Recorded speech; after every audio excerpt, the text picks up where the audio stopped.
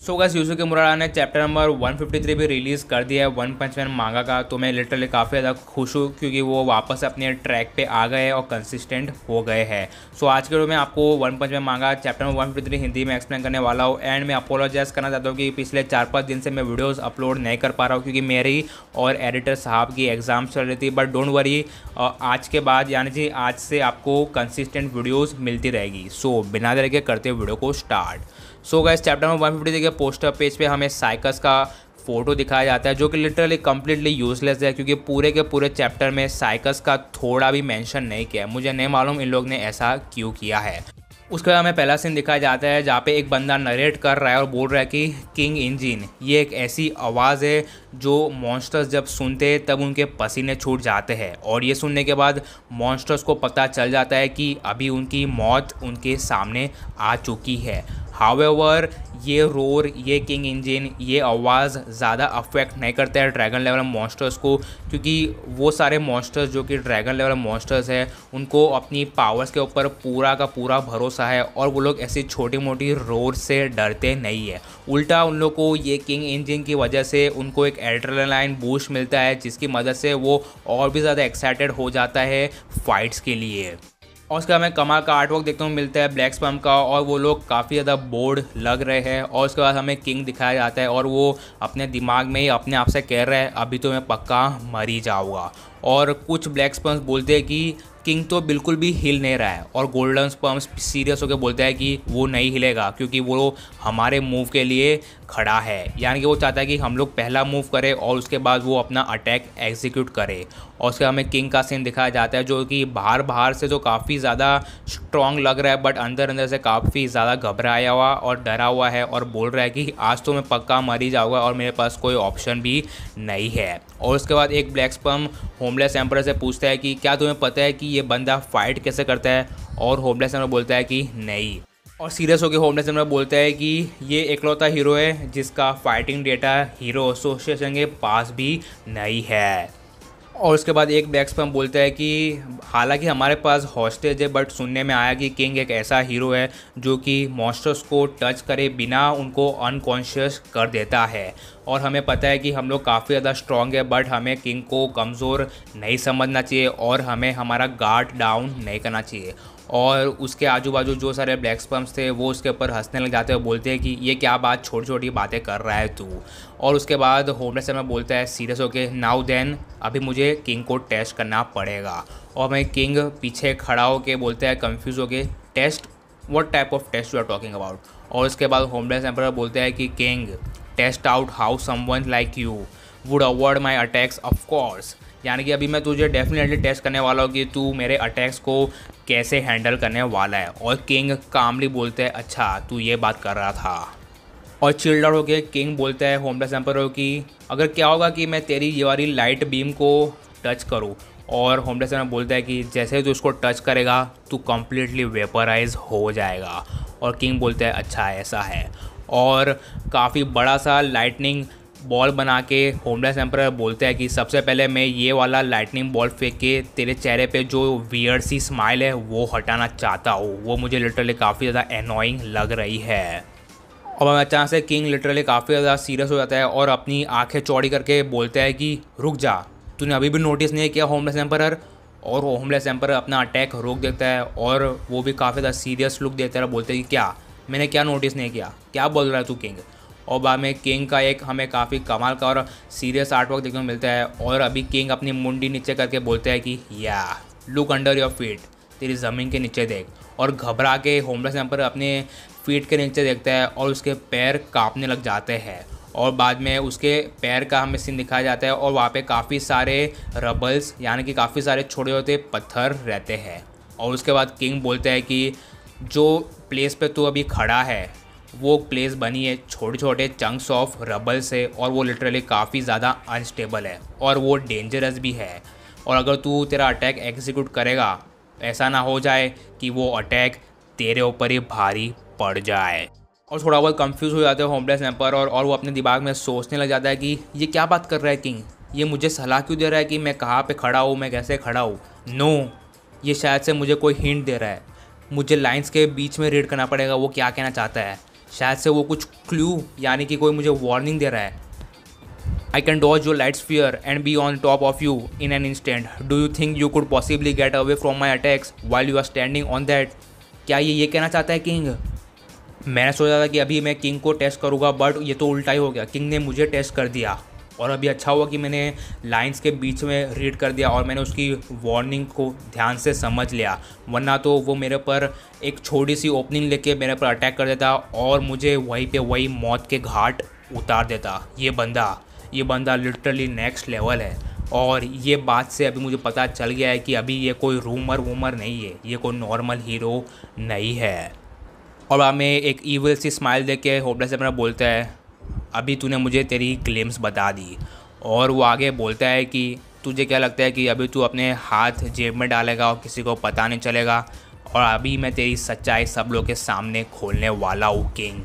और ये सुनने के बाद किंग के होश उड़ जाते हैं और बोलते हैं, क्या वो मेरी सच्चाई खोलने वाला है? क्या उसे पता चल गया?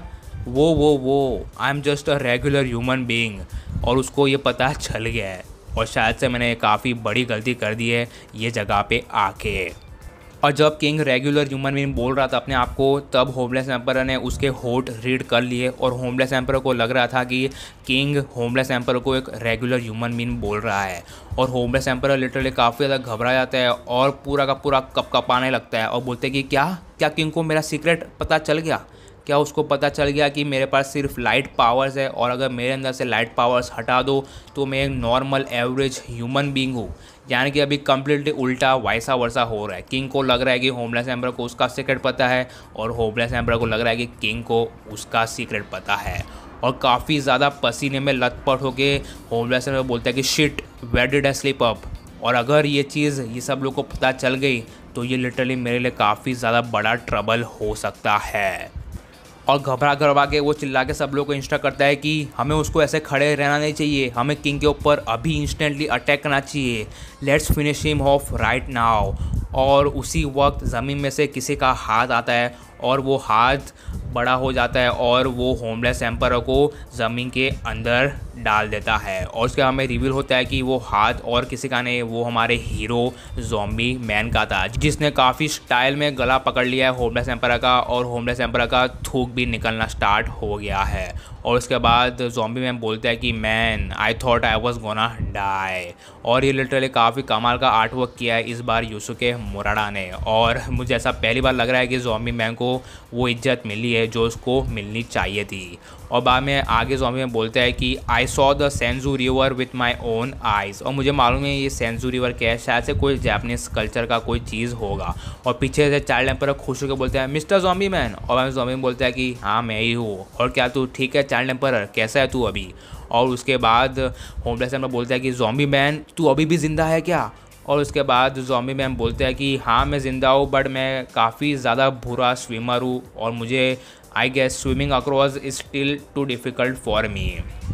और आगे बोलता है ज़ॉम्बी मैन होमलेस एम्परर को, सॉरी तेरे लिए, बट तुझे अभी मुझे और झेलना पड़ेगा, मैं इतनी आसानी से मरने वाला नहीं हूँ। और बाद में अपना हाथ ऊपर करके होमलेस एम्परर अपने लाइट बीम्स को प्रोजेक्ट करने वाला होता है ज़ॉम्बी मैन के ऊपर। पर ज़ॉम्बी मैन बोलता है हाँ कर ले ये सब कर लो, मेरे ऊपर ये सारी लाइट्स बीम फेंक ले। और जैसे वो सारी लाइट बीम्स मेरे पर पड़ेगी उसमें से थोड़ा बहुत पार्टिकल्स तेरे ऊपर भी पड़ेगा और मेरा तो क्या है, मैं तो रीजनरेट हो जाऊँगा और तू उधर का उधर ही मर जाएगा। और ये सुनने के बाद लिटरली काफ़ी ज़्यादा घबरा जाता है और चिल्ला के होमलेस एम्परर बोलता है हेल्प के लिए, ब्लैक स्पर्म क्या कर रहा हो तू, ये ज़ॉम्बी मैन को मेरे पास से हटा ले।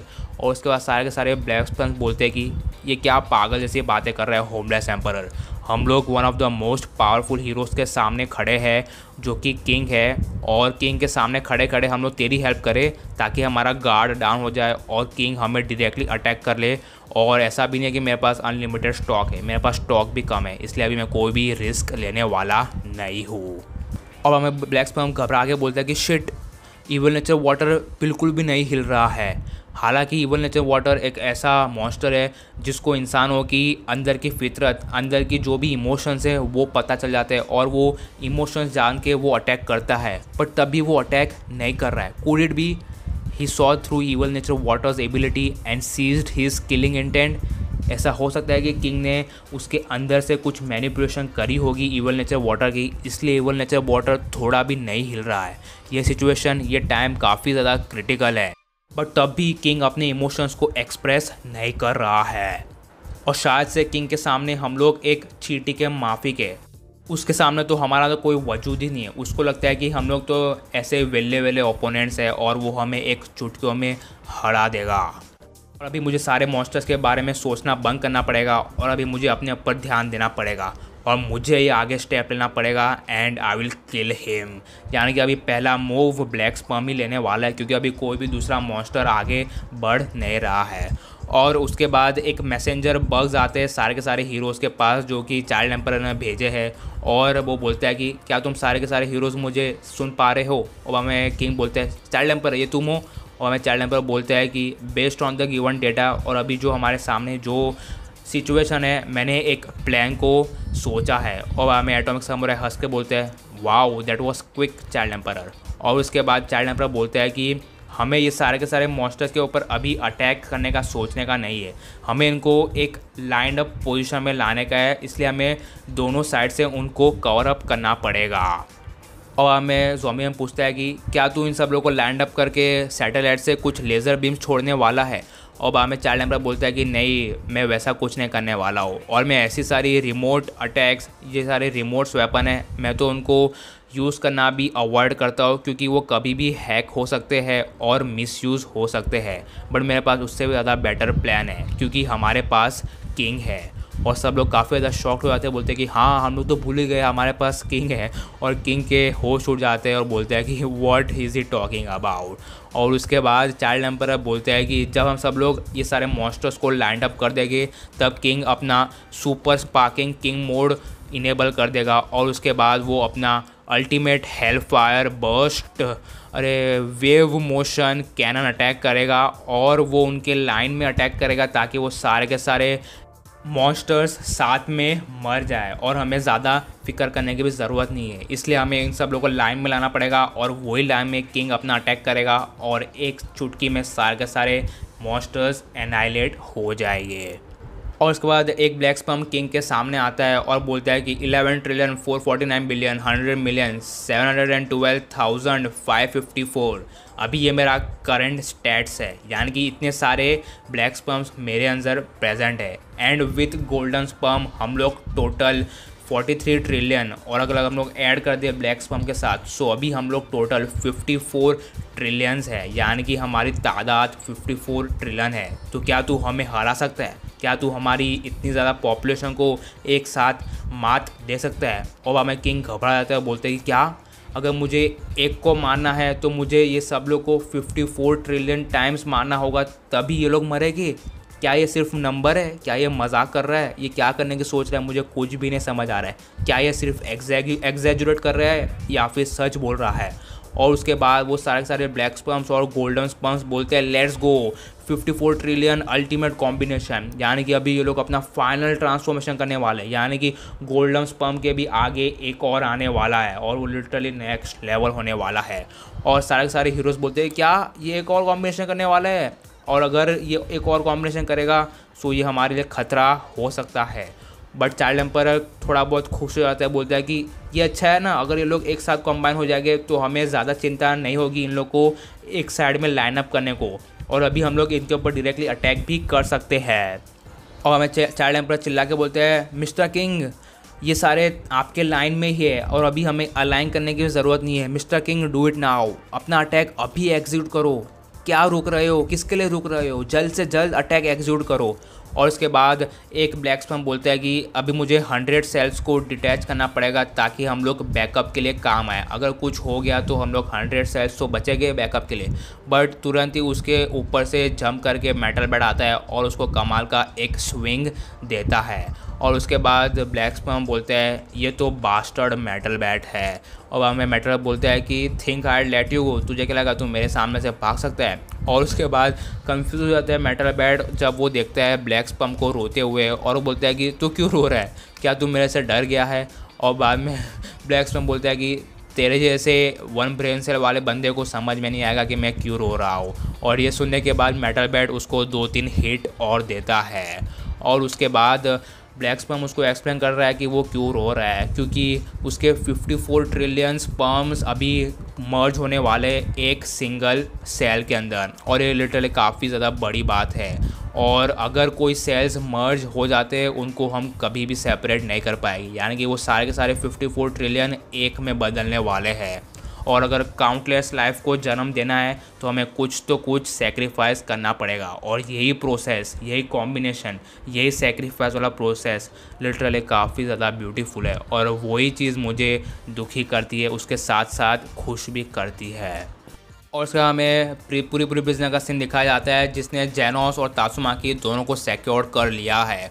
और हमें चिल्ला के चाइल्ड एम्पर किंग को बोलता है कि मिस्टर किंग, हमने डीमन साइबोर्ग और तात्सुमाकी दोनों को रेस्क्यू कर दिया है। सो राइट अवे अभी तुम अपना अटैक कर लो, अभी कोई भी चीज़ के लिए रुको मत और डायरेक्टली अटैक कर दो, हमने सबको रेस्क्यू कर लिया है। और उसका हमें ब्लैक स्पर्म का सीन दिखाया जाता है जो कि उदास भी है और खुश भी है, और वो अभी भी रो रहा है।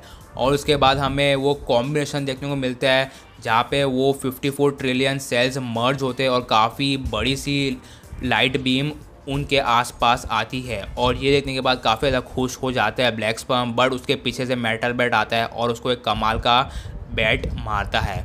और उसके बाद हमें फाइनल 54 ट्रिलियन ब्लैक स्पर्म और गोल्डन स्पर्म का कॉम्बिनेशन मिलता है जिसका नाम है platinum sperm. Oh my God, क्या अमेजिंग लग रहा है। अगर आप लोग भी देख रहे हो सो इसी बात पे वीडियो को लाइक कर देना। सो या guys that was it for today's video. मुझे मालूम है कुछ ज़्यादा रिवील नहीं हुआ है, एंड में थोड़ा बहुत रिवील हो गया है, बट इसके बाद वाला चैप्टर शायद से मज़ेदार और मसालेदार होने वाला है। सो गाइस आई होप आपको मेरा ये वाला एक्सप्लेनेशन अच्छा लगा। मैं तकरीबन 1 घंटे से बैठा हूँ ये वाले चैप्टर को एक्सप्लेन करने को। मुझे मालूम है 17 मिनट की वीडियो है, बट मैं 1 घंटे से बैठा हूँ। सो इसी बात पे लाइक कर देना, चैनल पर सब्सक्राइब कर देना। और आपको साइतामा मेट तात्सुमाकी प्रेग्नेंट उसका पार्ट 3 आने वाला है, सो उसके लिए stay tuned. Till then bye bye and sayonara.